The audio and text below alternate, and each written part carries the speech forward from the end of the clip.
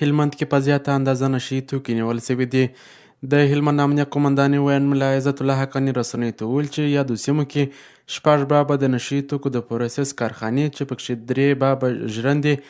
7320 کیلوګرامه بیست، 515 کیلوګرامه نشادر، 2850 کیلوګرامه احاک، 390 کیلوګرامه ټابلیچکا ګولۍ، 15.5 کیلوګرامه خټه، 284 ګرامه هیروین، 4595 کیلوګرامه مایع تریاک او 8.10 کیلوګرامه شیشه نشهیي مواد موجود وه کشف او نیول شوي دي. د یادو نشهیي توکو او کارخانو په تړاو 7 تنه تورن کسان نیول شوي چې دوسیې ترتیب او اړوند عدلي او قضایي ارګانونو ته معرفي شوي دي.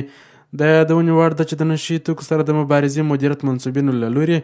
په بېلابېلو ولسوالیو کې 25 تنه په نشهیي توکو روږدي کسان نیول شوي او د تداوۍ په موخه روغتیایي مرکز ته لیږدول شوي دي.